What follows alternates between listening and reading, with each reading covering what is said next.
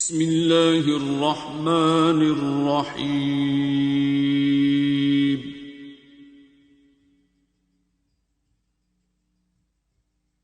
अर्रहमान। मेरे जैसे मुंह कालों को भी बख्शता रहता है। आपका क्या नाम था? इजाज नाम है सर मेरा। ये एजाज साहब, बहुत मेहरबानी। ये काकी जी कोई जज़ाक। और है? जी सर, ज़ीशान है। जीशान है। जी जीशान साहब, उनका कैमरा ऑन करवा दें। जी सर।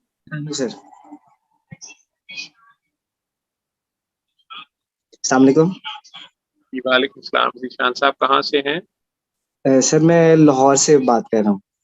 जी फरमाए हुक्म। सर मैं तकरीबन कोई 2 साल से आपको फॉलो कर रहा हूँ।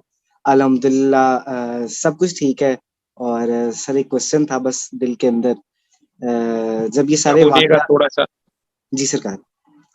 जी अ, ये जब सारे वाकयात हुए 9 तारीख को ना, ठीक है, ये सब सारे वाकयात जब हुए तो वालिद साहब घर आए, आके कहते हैं तू कुछ नहीं करना, ठीक है, कोई वीडियो शीडियो ना पोस्ट करी, ठीक है ना, तेरे छोटे छोटे बच्चे ने ते तू कोई वीडियो शीडियो पोस्ट ना कर दी, है ना कर दी, वो ना कर। मैं कहा अच्छा जी मैं कुछ नहीं करता, मैंने सिर्फ फैमिली ग्रुप में किया था, तो सिर्फ ये फॉर अवेयरनेस किया था। ज़ाहिर बात है तकलीफ तो होती है, ठीक है, सारा कुछ चाहे, क्योंकि मेरा इधर घर पास ही है ना, ये इधर इकबाल टाउन में है, तो जब टीएलपी पे भी जब हुआ था तब भी तकलीफ हुई थी, आज किसी और पे हुआ है, तकलीफ तो इंसानों को हो रही है ना, ठीक है, मर तो इंसान रहे, आहे तो उनकी निकल रही है ना, तो वो कोई भी था, किसी रंग में भी था, किसी बेस में भी था, ठीक है, तो तब भी तकलीफ हुई थी, तो तब भी यानी कि सोशल मीडिया में अपने दोस्त, वैसे मैं सर वकालत का काम करता हूँ, ठीक है, तो प्रोफेशनल यानी कि ना प्रोफेशन से वकील हूँ, ठीक है, मगर ये कि हमें चुप करा, अभी जो मेरे दिल में क्वेश्चन था, ठीक है, सूर्य रहमान के बारे में तो मैं ये बताऊंगा कि अल्हम्दुलिल्लाह जिधर आजमाया अल्लाह ने बड़ा रंग लगाया, ठीक है, जिधर भी था जो जिसको भी बताया अल्लाह ताला ने बड़ा करम ही करम खैर फरमाई है।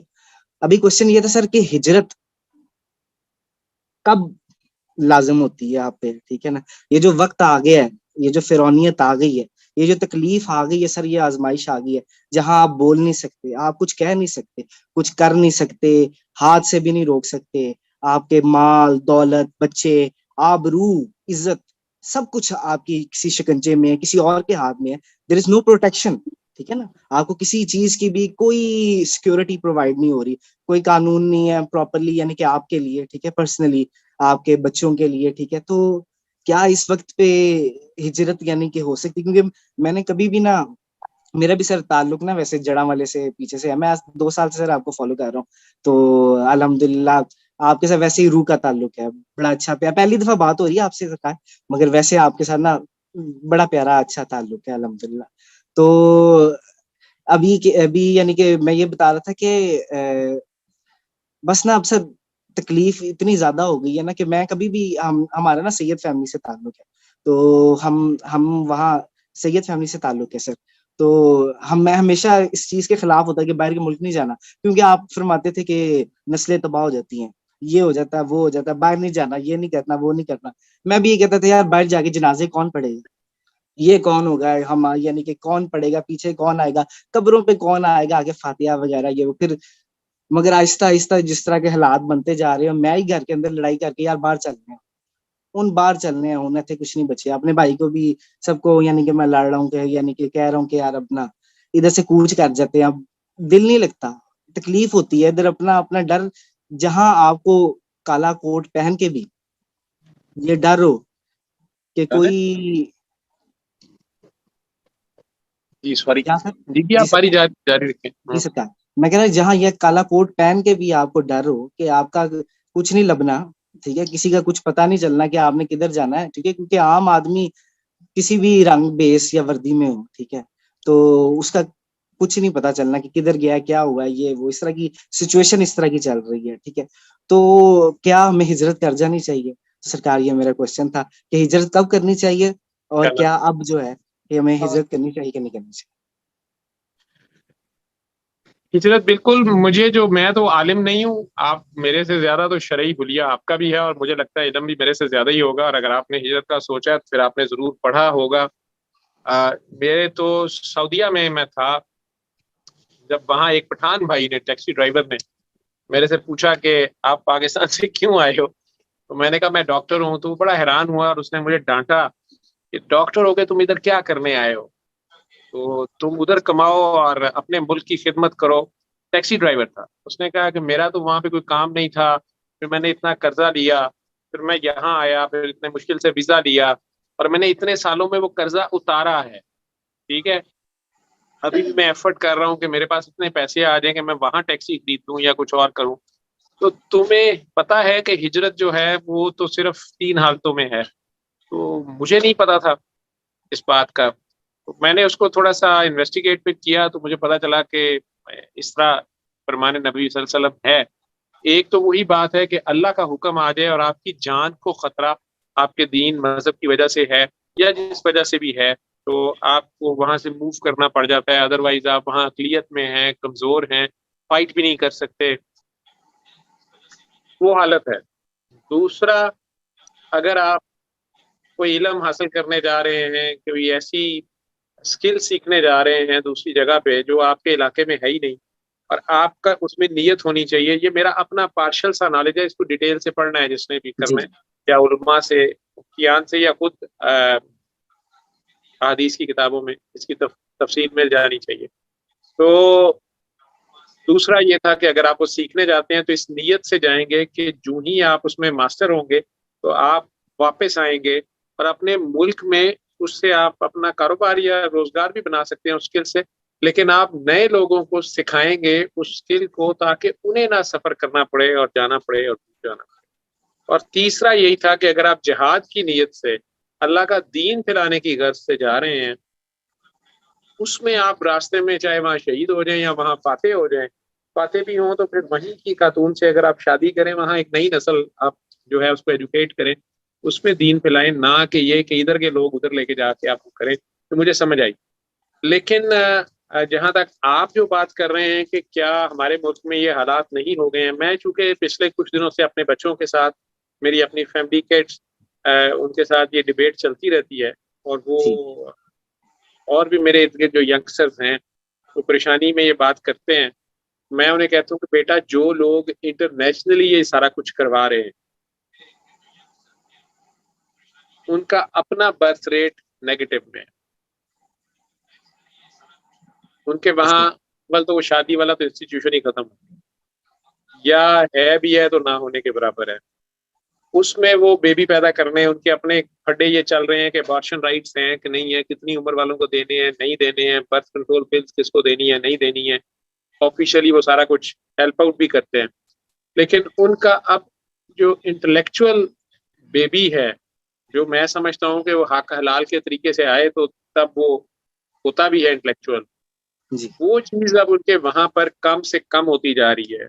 इतने अच्छे माशरे में जहाँ पे वो आपके बच्चे भी उठा के ले जाते हैं कि आप अच्छी पेरेंटिंग नहीं कर रहे। जी ठीक है, तो आप पेरेंट्स अच्छे नहीं है, जबरदस्ती आके चाइल्ड प्रोटेक्शन वाले वो बच्चा घर से ले जाते हैं, आपकी पूरी सबूत स्कूल से रिपोर्ट हो जाती है कि ये बच्चा ऐसे परेशान आ रहा है, जरूर इसके घर में कोई मसला है, या हम सारे रिपोर्ट करते हैं कि ये बाप मारता है या माँ मारती है, ये लड़ते हैं, बच्चे खराब हो जाएंगे। या ये 2 कमरों में जो है ना जी 6 बच्चे रखे हुए हैं, उन्होंने ये रिसर्चेस कर ली हैं कि एक कमरे में 3 हार्टबीट से ज्यादा नहीं होनी चाहिए। ठीक है, मैं कई बार लोगों को कहता हूँ कि आप बच्चा 2 साल का हो जाए तो उसे अपने कमरे में ना सुलाया करें, बेटा हो बेटी हो। ठीक है, लोगों को ये बातें समझ नहीं आती हैं, लेकिन गोरे ने ये सारी रिसर्च कर ली है। आप तक आई या नहीं आई, अपने मुल्क में वो अप्लाई कर रहे हैं। आपको अलहदा कमरा लेना पड़ेगा, बड़ा लेना पड़ेगा, जैसे मर्जी रहे, और अगर आप बच्चे नहीं रख सकते वो आगे बच्चा ले जाएंगे। ठीक है, अब जहां बच्चे के राइट्स का, बच्चे की ग्रोथ का, उसकी पेरेंटिंग का, उसकी जनाब ग्रूमिंग का इतना ख्याल रखा जा रहा है कि उसके सगे माँ बाप पर भी इतबार नहीं किया जा रहा, और वो बच्चा उससे ले लिया जाता है कि नहीं जी आप दोनों आपस में लड़ते हैं, घर का माहौल ठीक नहीं है, या आप बच्चे पे शाउट करते हैं या मारते हैं, या बच्चा उसको जो मेंटल स्टेबिलिटी नहीं रही है और उसको परेशान है और आप उसको घर में माहौल अच्छा नहीं। उसके बावजूद वहां से हम सुनते हैं कि बच्चा आया हाई स्कूल में, उसने गन पकड़ी और 20 बच्चे लटा दिए समेत टीचरों के गोलियां मार दी और सारों को उड़ा दिया। ठीक है, और भी बहुत बड़े बड़े वाकयात सुनते हैं उस सारी education, culture, rule of law और सारे के बावजूद और इन सारी एहतियातों के बावजूद उनके पास अभी भी ये नहीं है कि वहाँ इंटेलेक्चुअल्स नहीं है, ये अच्छी उनकी ब्रीड नहीं आ रही, लेकिन बहरहाल उनका ग्रोथ रेट माइनस में, बर्थ रेट उनका माइनस में। उन्हें ये nursery India, Pakistan, Bangladesh, Indonesia, Malaysia, Philippines, ये सारे जो बहुत ज्यादा पॉपुलस एशियंस हैं, जी। ठीक है, इधर की जो क्रीम है वो यहाँ से छोड़ के वहाँ कुछ तो लालच में नेशनैलिटियाँ, अच्छी फाइनेंशियल स्टेटस, ठीक है, इकोनॉमिक माइग्रेशन के चक्करों में पड़ते हैं, और कुछ के मुल्कों में इस तरह के हालात क्रिएट किए जाते हैं, या पूरा फिरौनियत का राज है या तागूत का, कि जो सही एफर्ट करने वाला बंदा है या वो डटने वाला भी है अपने मुल्क में कि नहीं मैंने अपने मुल्क के लोगों की खिदमत करनी है, मैं यही रहकर मैंने जो भी सीखा है मैंने यहीं पर देना है, उसको ग्रो नहीं करने दिया जाता अगर वो जरा सा भी अदल पे चलने की कोशिश करता है। ठीक है, एक सर्टेन लेवल से आगे उसको आने नहीं दिया जाता कि इसको तो ईमानदारी का हैजा है, तो ये ऊपर आके सिस्टम को तंग करे, ये सिस्टम में जो है ना ये रुकावट डालेगा या पंगा डालेगा, ठीक है, जो उनका बनाया हुआ सिस्टम। और इस तरह के लोग जब डिस्करेज होते हैं तो वो फिर छोड़ के दूसरे उन्हीं मुल्कों में जाते हैं और फिर तारीफें भी करते हैं और दूसरों को भी बताते हैं कि यार बड़ा अच्छा सिस्टम है, लेकिन बाद में जब उनकी अगली नस्ल गुजरती है, आप आके बैठ जाए, अगर आप आ गए तो बेटा पीछे से रास्ता दे दो, और आपने जाना है तो आप चले जाए, ठीक है, काम लेके ये ले जाए पीछे का आगे को।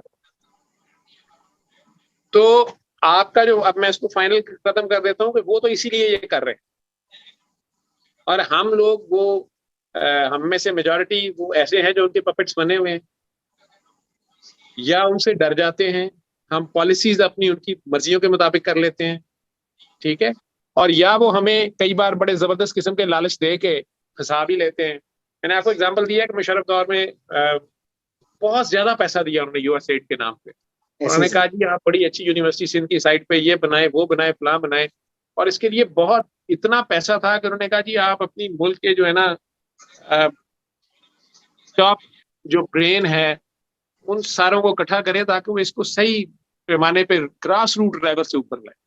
जो अच्छा ब्यूरोक्रेट था या एजुकेशनिस्ट था उन सारों को इकट्ठा करके वो जनाब पैसा भी था सारा कुछ। अब जो सरकारी महकमे में 60,000 तनख्वाह दे रहा था, चाहे 20वें ग्रेड में 21वें ग्रेड में, और अच्छा ऑफिसर था और अपने महकमे को देख रहा था और एक ट्रेडिशन से वो चल रही थी बात, वो सारे 3-3 लाख तनख्वाहों पे उन्हें खुद हुकूमत ने उस प्रोजेक्ट पे लगा दिया। 2-3 साल वो गाड़ियां भी जबरदस्त, हर चीज, पैसा भी आता रहा। जब फाइनल जो डोनर्स थे उन्होंने अप्रूव तो करना था ना, पैसा तो उन्होंने बेताशा दी जी। अब उन्होंने अचानक जो पूरा इन्होंने मिल मिला के उनके साथ बात करके ही जो सारा स्ट्रक्चर तैयार किया और अब प्लानिंग थी कि जी अब ये हो जाएगा और वो हो जाएगा, मुल्क में एक इनकलाब आएगा, तो उन्होंने बिल्कुल ग्रास रूट लेवल पे बुनियाद पे उन्होंने गलती निकाली कि ये क्या आप लोगों ने प्लान बनाया इतनी देर में, 2 सालों में, 3 सालों में, ये वाली ईंट तो नीचे टेढ़ी है और ये अगर गिरी तो ये तो सारी बिल्डिंग, ये सारा स्ट्रक्चर या ये सारा निजाम आपका कोलैप्स कर जाएगा। और बात तो ऐसे ही थी और अप्रूव करने वाले थ्रू आउट वो खुद थे। अब जब ये सारा कुछ हो गया, उधर से मुशर्रफ गवर्नमेंट भी जाने वाली थी और उसको भी उन्होंने हिला लिया था, इन सारों को भी उन्होंने कह दिया कि यार छोड़ो परे, हमने पैसा बहुत दिया, हमने तुम्हारे से क्या हिसाब देना, ठीक है, तो अब इसे हम वाइंड अप कर रहे हैं और 3 महीने के भी ये ले पैसे लें, अपनी तनख्वाहें चुकाएं, अपना कोई नौकरियां। और अब वो जो 3-3 लाख पे और जबरदस्त गाड़ियों पे उधर गए थे, वो वापस 60,000 की नौकरी करने पे अब दिल नहीं करता था ऐसे ही। और कोई जूनियर जो था, चाहे वो नहीं भी था इस काबिल, वो उनकी जगह पे ऊपर आ गया हुआ था, अब वापस उसके नीचे जाके काम करने को भी दिल नहीं करता था। तो सारे का सारा आपका जो ब्रेन था वो खराब हुआ, पैसा उन्होंने लगा लिया, ठीक है। इसी तरह इस तरह के हालात भी क्रिएट हो गए आपके मुल्क में। ये सारा उनका बाहर वालों का कसूर नहीं है, हमारे अपने अंदर से भी हम लोग भी स्लिप होते हैं, हमारे लोग भी स्लिप होते हैं। कई बहुत सियाने बनते हैं, वो समझते हैं हम उन्हें दाव लगा लेंगे, ये लगा लेंगे, लेकिन बहरहाल मैं नहीं बिकता तो आप बिक जाते हैं, आप नहीं बिकते तो मैं बिक जाता हूँ, ठीक है। उस दिन भी वो थाने में मुझे एक साहब कह रहे थे कि डॉक्टर साहब वो जो बार बार कह रहे थे कि नहीं एक सीनियर ऑफिसर जिनसे मैं फोन करा रहा था, वो जी। मुझे खुद कह रहे थे कि डॉक्टर साहब वो जो कह रहे हैं ना कि बहुत मुश्किल है, वो जो कह रहे हैं ना कि बहुत मुश्किल है, ऊपर से ऑर्डर है, उसके कहने का मतलब ये है कि रेट बहुत ज्यादा है। अब ये नैब का एक आला अहदेदार मुझे कह रहा है खुद, जिसने ऐसे नैब करना है, वो बेचारा बेबस बैठा हुआ है, जहां भी बैठा हुआ है, दौर से बाहर था, जो भी था, वो पेशेंट से मेरे या उनसे मेरा जैसा भी ताल्लुक था, मैं मेरा तो इस मुल्क में मैंने और तो कुछ नहीं किया, मेरे मेरे मेरे तो और कोई ताल्लुकात नहीं, ठीक है। सर। आकड़ वैसे ही राजपूत आकड़ खां होता है, ਅਸੀਂ ਤੇ ਇਸਲਾਮ ਦਾ ਜਵਾਬ ਦੇਣ ਤੇ ਤਿਆਰ ਨਹੀਂ ਹੈਗੇ, ਮਤਲਬ ਜਦ ਤੱਕ ਅਗਲਾ ਸਲਾਮ ਨਾ ਕਰੇ ਤੇ ਅਸੀਂ ਤੇ ਵੈਸੇ ਹੀ ਆਕੜ ਖਾਂ ਵੇਲੇ ਗਏ ਐਵੇਂ ਆਕੜੇ। तो ਹੁਣ ਉਸ ਵੇਲੇ ਤੇ ਬਹਿਰਹਾਲ ਫਸੇ ਸਾਂ, लेकिन हिजरत अभी तक मेरे माइंड में अभी भी नहीं आई। जी सर। ठीक है, मैं सऊदीया 2 साल जरूर गया था तब, और मेरे अल्लाह ने शायद मुझे ये सिखाना था। और मैं यहाँ से एक कॉल सिर्फ मुझे गई थी कि जी हमने आईसीयू बनाया है और उसको चलाने वाला कोई नहीं है और टीम भी तैयार करनी है, तो अगर तुम आ जाओ तो। मैंने ये तक नहीं पूछा था कि मेरा स्टेटस क्या होगा, सीट क्या होगी, जॉब ग्रोथ क्या होगी। मैं बस्ता चुके आ गया उन लोगों पे एतबार करते हुए जिन्होंने मुझे बुलाया था। जी सर। उनका प्लान तो और भी बड़ा मेरे लिए था, उनका और अच्छा प्लान भी, लेकिन मैं वो जो साइड प्लान था उसमें पार्टिसिपेट करने से मैंने कहा ना कि मेरी काम का मुझे भी एक हैजा है, मुझे कोई मसला है, मुझे मैंने उसमें पार्टिसिपेट नहीं किया, ऐसे गलदा सड़ता रहा। ठीक है, ऊपर से बेचारा सिटिंग सीएम है, वो इतने सालों बाद वापस आया है, वो आगे कह रहा है मुझे कि तू ऐसे एक मरीज और लम्हा पा। ठीक है, मैं उसको समझा रहा हूँ कि आईसीयू क्या होता है, आईसीयू में मशीनें होती हैं, उसमें एक्स्ट्रा बेड नहीं लग सकता।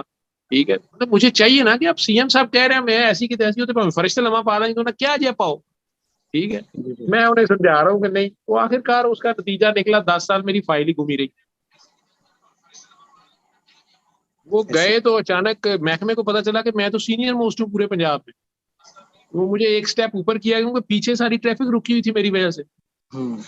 उन्होंने तो अपना किसी का बच्चा सी, ठीक है, वो उन्होंने मैंने धक्का मार के परे किया। अब फिर कहीं मैं सीनियर मोस्ट था, फाइल मेरी फिर घूम गई है। ठीक है, सही तो हो गया। मैं हिजरत करके कितने जावा पुत्र, मैं जिथे भी जावांगा मैं पंगा ही लेना है। ऐसी सर। मेरी माँ कहती होती है कि पता नहीं ਜਿਹੜੇ ਇੱਥੇ ਇੰਜ ਦੇ ਉੱਥੇ ਵੀ ਇੰਜ ਦੇ ਹੀ। ठीक है, मैनू तो भाई हिजरत मेरी मुझे ऑर्डर मेरा जिस दिन दिल कहता है मैं अपने दिल की सुनता हूँ। जी सर। ठीक है, मेरे दिल ने कहा अदल अदल अदल की दुआ करा दो। ठीक है, आ रहा था, मैंने फिर भी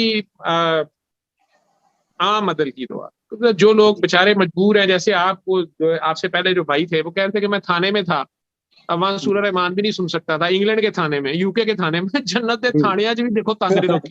तो वो कह रहे कि मैं वहाँ सूरह रहमान नहीं सुन सकता था, तो मैंने उन्हें कहा फटका कि भाई पानी के साथ 3 बार अल्लाह तो हो सकता था, लेकिन उसने बताया कि वहां कोई फरिश्ता सिर्फ इंसान गोरा था, तो उसने कहा कि अच्छा तुम्हें कुरान चाहिए, मुसल्ला चाहिए और रोजा भी रखना तुमने, तो उसने उसको हेल्प आउट किया। ठीक है, तो वो बात नहीं है। मेरा ख्याल है कि ये टाइम कायम होने का टाइम है। ये कदर नादान गिर गए सजदे में जब वक्त क़याम आया। ऐसे।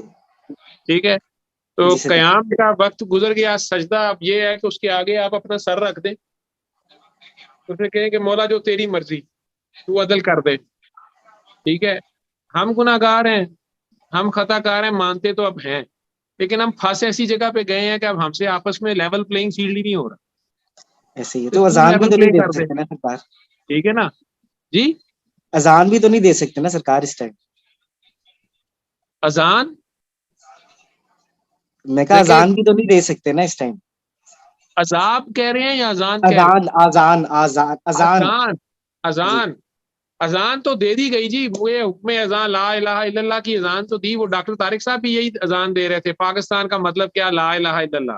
वो फिर जब इसी पे तो उन्हें पकड़ा, उन्हें तो जब थाने में गए तो वहां पे जब वो थानेदार साहब जो हैं वो बार बार कह रहे थे कि ऊपर से फोन कराएं। ठीक है, ऊपर से 2 एडिशनल डीआईजी बेचारे वो फोन कर चुके थे, एक एसएसपी कर चुका था। ठीक है, और फिर एक और एसपी ने भी किया फोन, फिर उन्होंने कहा जी ऊपर से कराएं। फिर एक सिटिंग ब्रिगेड वाले जो लोग होते हैं उधर से किसी से फोन कराया। ठीक है, फिर उन्होंने कहा नहीं जी चिड़ियाघर से कराएं। मुझे पता लगा जी जंगल का कानून है, बाकी चिड़ियाघर से फोन आना चाहिए। फिर चिड़ियाघर से फोन कराया, पता नहीं ਉਹ ਚਿੜੀਆ ਘਰ ਵਾਲੇ ਆਪਣੀ ਜਗ੍ਹਾ ਪਿੱਟਣੋਂ ਕਹਿਣ ਭਾਈਜਾਨ ਸਾਡਾ ਚੱਕਰ ਹੀ ਕੋਈ ਨਹੀਂ ਹੈਗਾ, ਐਵੇਂ ਸਾਡੇ ਮੂੰਹ ਤੇ ਕਾਲਕ ਮਲੀ ਜਾ ਰਹੇ ਨੇ, ਅਸੀਂ ਤੇ ਲਾਹੌਰੂ ਬਾਹਰ ਹੈਗੇ, ठीक है जी। तो बाय चांस बंदे वो सारे वो थे, मैं कहना नहीं चाहता, लेकिन उन्होंने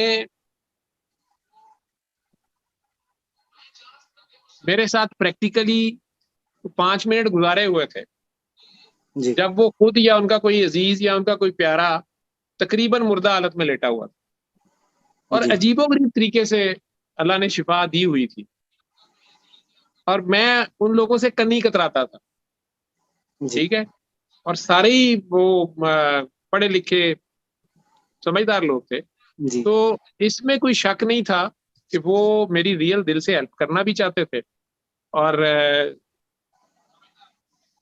लेकिन अल्लाह ने दिखाना था। तो वो तारिक साहब चूंकि उन्हें फिर इज्जत दी, थानेदार साहब ने अपने ही कमरे में बुला लिया, बल्कि अपना बेड भी उन्होंने ऑफर किया थाने में, एक साइड पे उनका लगा हुआ था, उन्होंने कहा ये नहीं कहीं इधर लेट जाए, इनको दर्द हो रही होगी।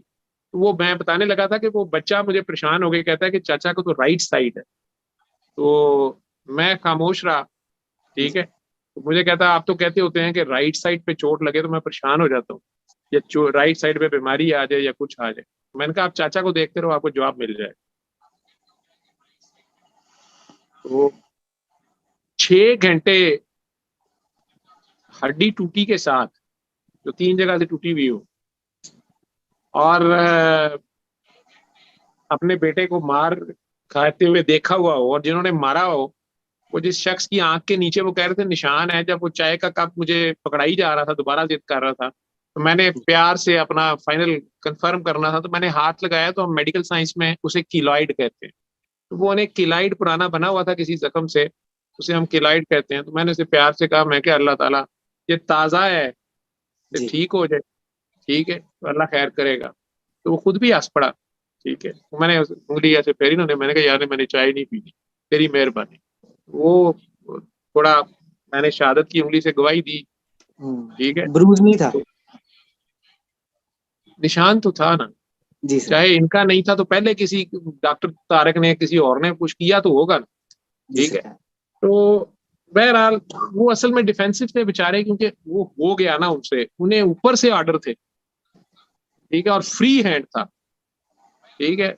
उन्होंने देखा काकियों को भी गिरबानों को हाथ डाल लिया है, और मजदूरों को भी व्हील चेयरों से खींच लिया है, छोटे बच्चे भी जो हैं उनसे भी बूथे सेक देते हैं। तो अब वो उन्होंने कहा कि बूढ़ों को भी चेक करते हैं, वो सफेद बालों वाले को भी उन्होंने उठाया। वो पहले तो वो लड़ पड़ा बचा बचाने के चक्कर में, दूसरे भी जो थे उनके माथे पे मेहराब था आपकी तरह, वो डॉक्टर साहब अमेरिका से आए हुए थे, जेरियाट्रिक स्पेशलिस्ट, तो वो भी बीच में छुड़ाने आ गए कि यार बच्चा है, जो बच्चा था 15-16 साल का, पतला दुबला सा, वो उसको मार रहे थे और गाड़ी में फेंक रहे थे, वो जा नहीं रहा था। वो कहता है मेरे पास तो उन्होंने आके सलाम लिया थानेदार साहब ने, तो मैं समझा कि वो हैंड शेक कर रहे हैं। तो मुझे बाद में कह रहा था कि तैयबू नबी पाक की सुन्नत है, लेकिन मैं आइंदा हाथ नहीं मिलाऊंगा किससे। मैं कहा नहीं आपने मिलाना है, ठीक है, लेकिन आइंदा आपने केयरफुल रहना है, आपने कैजुअली हाथ नहीं पकड़ाना, ठीक है।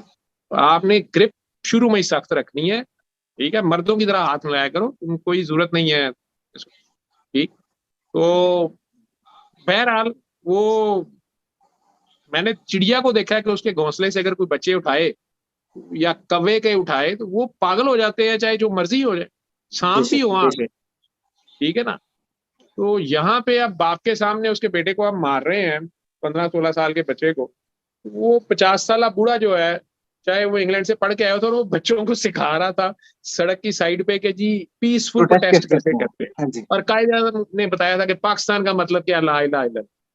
वो अब जाहिर बात है ये तो कोई तरीका नहीं है बच्चों को बताना कि पाकिस्तान का मतलब ला इलाहा इल्लल्लाह है। तो वो थाने में आखिर में उन्हें जब उन्होंने देखा कि सारे फोन आ रहे हैं और पाकिस्तान का मतलब ला इलाहा इल्लल्लाह नहीं है, ला इलाहा इल्लल्लाह अमेरिका है या नौज बिल्ला कोई और ही खुदा है, उत्ते वाला पता नहीं केड़ा खुदा है, ऊपर से फोन आया था। वो फिर मैंने उसे समझाया, मैंने कहा तुम खुद बहुत बड़ी गुस्ताखी कर रहे थे कलमे की, मतलब ये निजाम है अगर, तो इसका मतलब तो ला इलाहा इल्लल्लाह नहीं है ना। तो तुम्हें अल्लाह मियां ने घंटी पड़वाई है कि तू किनारे मार रहे हैं, ऐसे निजाम का नाम नहीं ला इलाहा इल्लल्लाह हो सकता। ये जनरेशन तुमसे पूछेगी कि ये ला इलाहा इल्लल्लाह है, वो जनरेशन ने भी देखा। और वहीं पे बैठे बैठे वो सारा 4-6 घंटे की जो ड्रिल थी, मेरा ख्याल है मैं 7:30 पहुंच गया था वहां पे, 7-7:30 बजे, और 12 साढ़े 12 बजे जान छूटी।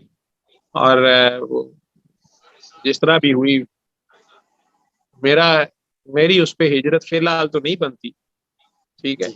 लेकिन अगर आप महकमा ज़राअत से हैं और प्यार से वैसे पूछ रहे हैं कि डॉक्टर साहब तुसी अजे भी जाना है या फिर ਅਸੀਂ ਹੁਣ ਸਿੱਧੇ ਤੁਹਾਡੇ ਵੱਲ ਹੋਈਏ, नहीं सरकार, मैं आपके बच्चों जैसा हूं। तो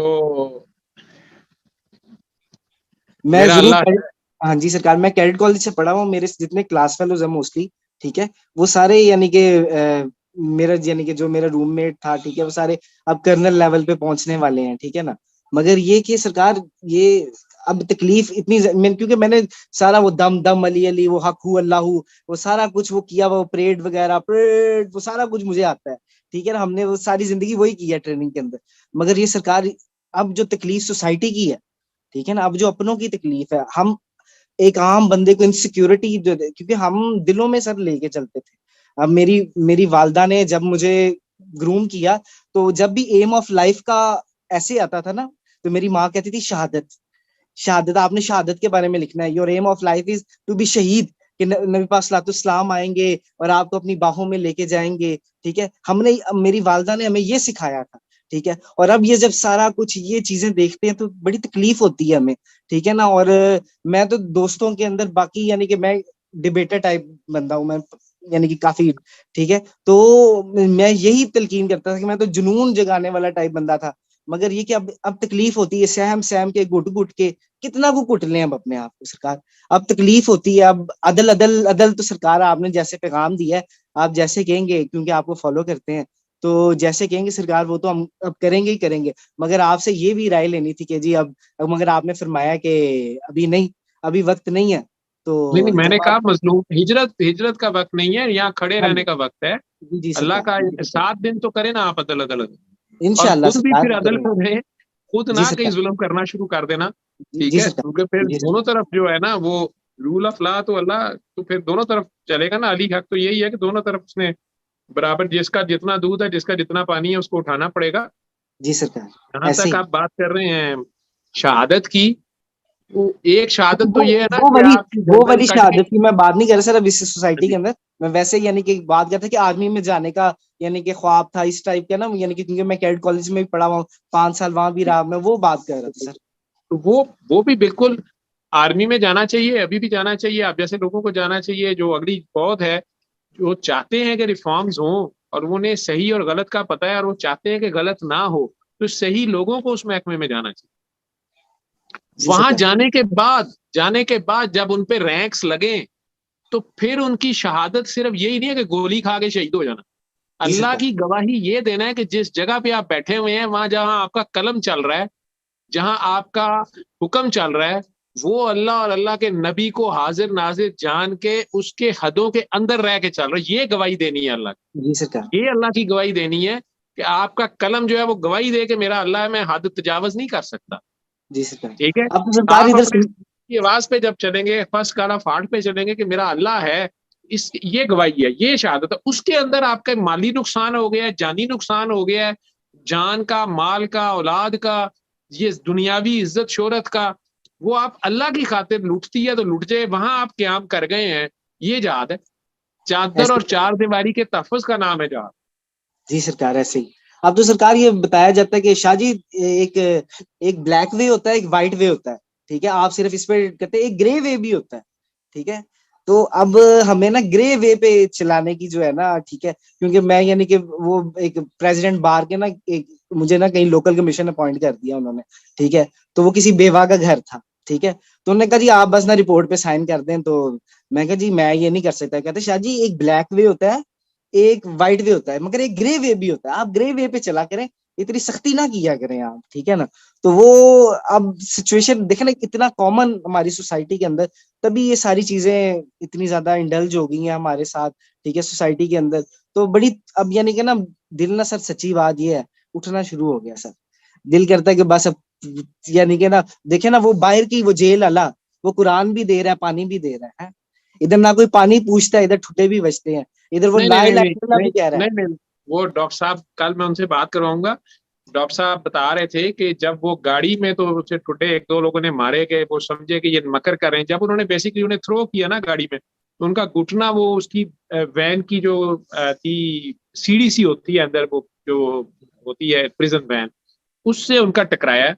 और आगे उन्होंने अपना फेस बचाने के लिए जिस वक्त अपने आप को रोका है, ये मेरी अपनी असेसमेंट है, वो कहता है कि नहीं शायद उस वक्त जब मैं बच्चे को छोड़ नहीं रहा था तो उसमें शायद किसी ने मेरे हाथ पे जोर से खींचा या मरोड़ा या शायद उससे हुआ है।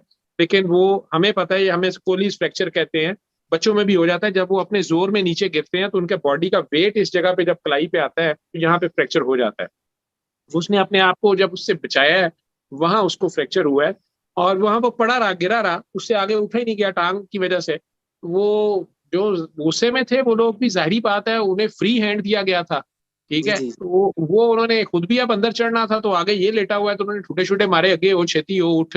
तब वो डॉक्टर साहब दोबारा गुस्सा खा गए, लड़ पड़े वो, कि वो जी मुक्का उन्होंने असल में मारा था उसको, जैसे वो कह रहे थे कि इधर निशान है। तो उन्होंने उसे कहीं कहा कि ये उस्ताद है, तुम्हें पता है कि ये उस्ताद है और इसने 20 या 30 पीएचडी इसने अभी प्रोड्यूस कर दिए इस मुल्क में, या पता नहीं क्या कर दिया, उन्हें जो भी पता होगा।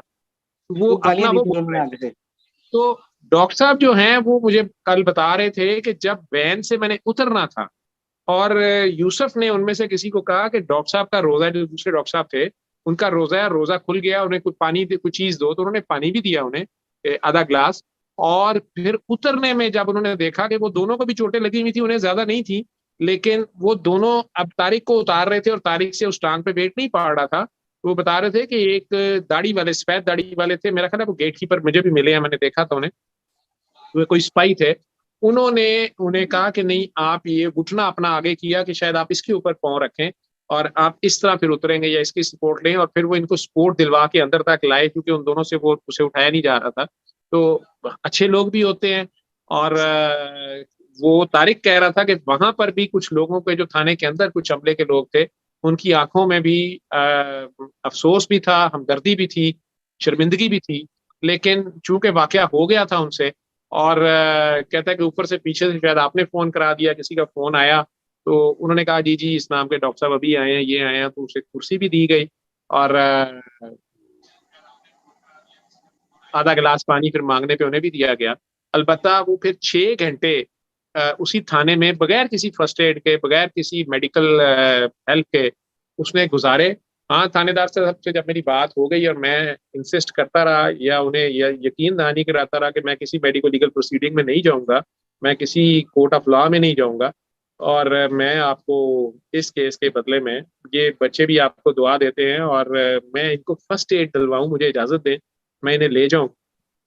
और देखे ना, वो 16 एमपीओ लगा देते या 6 एमपीओ जी लगा देते या पता नहीं क्या क्या लगा देते, ठीक है। मैं जब अपने डॉक्टर्स को ये नरेट कर रहा था, मेरे जूनियर डॉक्टर्स को, फिर मुआशरे में इस तरह गुस्सा फैलता है। जिस वक्त डॉक्टर्स और वकीलों की लड़ाई हुई थी, मुझे उस वक्त भी जी जूनियर डॉक्टर्स के कमेंट्स याद हैं। लेकिन अब जब था, कल मैं वैसे नरेट कर रहा था, चूंकि सोशल मीडिया पे वो बात चले गई, तो मेरे साथ मेरे जूनियर डॉक्टर्स बैठे हुए थे। उनमें से एक बच्चा इतने गुस्से में आ गया, तो उसने कहा कि सर अगर ये बात है, फिर इन्हें नहीं पता, अब जो भी वर्दी वाला आएगा ना, वो, मैंने जिसको भी पेट दर्द हुई, मैंने उसका पारेक्टल जरूर करना है, प्रोक्टोस्कोपी करनी। अब दे डोंट नो कि इसका क्या मतलब है। और सर मैंने भी इनकी खवातीन, मैं पीवी करूंगा हर एक का, चाहे जो भी जरा पेल्विक इन्फ्लेमेटरी डिजीज हो, हमने सारा खुद ही करना है। और मैं क्या बेटा, अल्लाह ने अगर हमें ये इख्तियार दिया है तो हमने इसको ऐसे, मैं स्टेथ भी मैं अपने बच्चों को सिखाता होता हूँ, स्टूडेंट्स को, कि मैं स्टेथ उनके सामने भी ऐसे रखता हूँ खातून के, हालांकि गोरे की एलोपैथी, उस एलोपैथी के मुताबिक तो मुझे पूरा एक्सपोज कर, लेकिन मैं स्टेथ कभी पीछे से पकड़ता हूँ कि मेरी उंगली भी टच ना करे, स्पेशली जब मैं चेस्ट एग्जामिन कर रहा होता हूँ खातून की, क्योंकि मुझे अच्छा नहीं लगता अगर कोई मेल जो है वो मेरी फीमेल किसी को एग्जामिन कर रहा है, तो उसका हाथ, हमें पूरा इजाजत होती है हाथ ऐसे रख के, हमने हार्ट बीट और सारा एग्जामिनेशन जो है। तो वो बच्चा गुस्से में, वो डॉक्टर जूनियर मुझे कहने लगा, और इन्हें पता नहीं है कि वो कितना हॉरिबल प्रोसीजर है, जो कि लाजमी पार्ट है मेडिकल मुआयने का। जी अगर कोई पेट दर्द के साथ आता है और किसी भी मसले के साथ आता है, तो अगर मुआशरे के मुख्तलिफ ग्रोहों में ये चीज अगर पनपना शुरू हो जाएगी कि हर कोई अपनी अपनी जो पार है वो एक दूसरे को दिखाना शुरू कर देगा, जहां जिसका दाव लगेगा, वो बड़ी खौफनाक सूरत हाल होगी। और अल्लाह ताला हम सबको जो है वो बैलेंस्ड माइंड के साथ, कम से कम ठंडे स्वभाव के साथ जो है वो, हमें अपने नबी का शेवा याद आ जाए। जो जुल्म कर रहे हैं, मैं गरीबों बेचारों को नहीं कह रहा, गरीबान से पहले खुदा याद आया है, जी मैं करता धरताओं को कह रहा हूँ कि वो जिन्हें अल्लाह ने इख्तियार दिया है, वो कहता ना तेरे हाथ रब ने कलम दी है, तेने जुल्म ना लिख माइया, ठीक है। तो वो जो कोई भी लोग हैं जिनको अल्लाह ने इख्तियार दिया है, डंडा दिया है या कलम दिया है, कोई भी इख्तियार दिया है, वो अल्लाह ताला उनको जो है वो अल्लाह को हाजिर नाजिर समझते हुए अपने फर्ज मुंतबी अदा करने की तौफीक दे दे। ये तौफीक रब आमीन। देता है, कोई बेशक। कोशिश भी करे तो फिर रब देता है। तो लो हमें इजाजत दो, आप हम सबके लिए दुआ करते रहो, जी ठीक है। सरकार आप भी और करें। अल्लाह करे कि आपकी बातों से आप जैसे जो नौजवान हैं उनमें से अगर किसी के भी दिल में गमो गुस्सा है या हिजरत का ख्याल है तो वो इस मुल्क में रह के इसको संवारने की बात करें। जब आप सारे इंशाल्लाह। जो पॉजिटिव माइंडेड लोग हो या क्रीम ऑफ द नेशन हो, जिस शोबे में भी हो, आप लोग हिजरत करके चले जाओ, आपको इजाजत है, आप जाना चाहते हैं वो इजाजत है। ये तो नहीं है कि बिल्कुल कोई फतवा है कि नहीं जा सकते, लेकिन जब सारे ही यहाँ से चले जाओगे तो पीछे तो फिर मेरे जैसे लगड़ बगड़ रह जाएंगे। और हम जैसे जब आधे तीतर आधे बटेर जो हैं वो तो फिर मुआशरा और ज्यादा दस्तों गिरेबां होगा और लड़ाइयाँ होंगी। तो मेरा ख्याल है कि अगर आप जैसे जवान जो हैं जो हक को हक जानते हैं और हक और बातिल की तमीज कर सकते हैं और उसमें स्टैंड और शहादत का जज्बा उनमें है, शहादत सिर्फ और सिर्फ वो मैंने कहा ना गोली खाना नहीं है, गवाही जी सरकार। देना है अमल से, डट जी जाने का सरकार। नाम है ना, उंगली जो आप खड़ी करते हैं। तो उसके ऊपर अगर आप खड़े हो जाते हैं और अपनी अपनी जगह पे, अल्लाह एक बात याद रखना आप सब लोग कि अल्लाह का गुरूह हमेशा कलील रहा है, जी सर। ये उसका गुरूह हमेशा कलील होता है, ठीक है। ये कुरान में वो खुद कह रहा है। तो उसका ग्रोह होता कलील ही है। कई बार पूरे घर में एक बंदा होता है, जी इसी सरकार। तरह नहीं तो पूरे मोहल्ले में एक होता है, नहीं बड़ा ही बदबख्त शहर हो तो पूरे शहर में एक जरूर होता है। उस जी एक सर। की वजह से वो पूरा शहर जो है वो बचा होता है उसके गैज और गजब से, और वो भी रहमत कर रहा होता है कि नहीं नहीं मेरे उस बंदे की अदा तो देखो, जी ठीक है। सरकार। तो सरकार दो आलम के बाद ये काफी बड़े हैं और तकरीबन हर खानदान में एक आध हमदर्द दुआ खाना होता है, कुर्बानी का बकरा होता है, नहीं तो एक मोहल्ले में तो जरूरी होता है, जी ना सरकार। हो तो फिर शहर में एक मजदूर दीवाना फिर जरूर फिर रहा होता है। जी और सरकार। शहर चलता रहता है, चाहे हारून रशीद सादात कत्ल करता रहे, लेकिन बहलोल दीवाने की वजह से खुदा उस शहर को भी आबाद रखता है, जी सरकार। ठीक है। और जी सरकार। हारून रशीद को पूछना पड़ जाता है कि बहलोल तुझे खुदा कैसे मिला, जी जाल सरकार। फेंका था ना उसने ऊपर से, जी महल की छत से बुलाता था बार बार बहलोल को, पागल को, दीवाने को, बहलोल जाता नहीं था उसके महल में। तो आखिरकार एक दिन उसने देखा तो वो महल की साथ की गली में से कहीं जा रहा था, ऊपर से उसने देखा तो उसने कहा जाल फेंको और इसको ऊपर खींचो, ऐसी की तैसी बड़ा फकीर। तो उन्होंने जाल फेंक के खींच लिया ऊपर। जो उस जमाने में उसके सिपाही भाई थे, आर्मी उसकी भी होगी ना अपनी, कमांडो जी। एक्शन हो गया, तो उन्होंने पकड़ के उसे गायब कर दिया, अदालतों को पता नहीं चला, वो जाल में ही पहुंच गया ऊपर छत पे, ठीक है, बादशाह सलामत के हजूर। तो अब बहलोल साहब को उसने पकड़ा, उसे कहा कि मैंने तुमसे एक ही बात पूछनी थी, तुम आते नहीं थे, मुझे ये बताओ कि तुमने रब को कैसे ढूंढ लिया, तुम्हें रब कैसे मिल गया। तो उसने जैसे मैं तुम्हें मिला,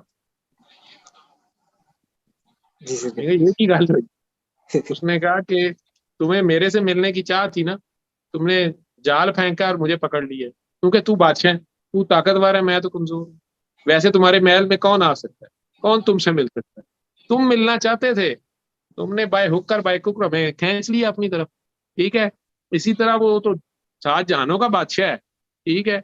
मैंने उसे क्या ढूंढना और क्या पाना था, जिस दिन उसका दिल किया उसने जाल फेंका और बहलोल को पकड़ लिया। बेशक। अब जहां भी जाता हूँ उसने मुझे पागल कर दिया, मेरी मर्जी चलती ही नहीं, तो बंदा पागल ही हो जाता है, जी सरकार। ठीक है। जी उतू फिर सरकार। वो भी कह रहा है नहीं आप बताए ना क्या करना है। कहता है यार मैं की कहना की करना है। तो सानू लग गई बेख्तियारी यार, डाडी सीने आतिश लाई है कि ऊपर से कह देता है कि खुदा बंदे से खुद पूछे बता तेरी रजा क्या है, ते करदा जी सारियां सरकार। अपनी है। ते कहता है नहीं वो फिरौन जो है ना वो डूब गया इसलिए कि मूसा ने डंडा फेंक दिया था ना, वो मूसा ने डंडा उठा दिया ना, थे उनकी करिए जी। علم القرآن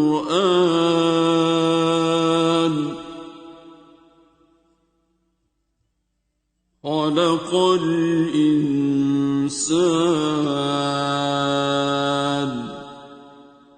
علمه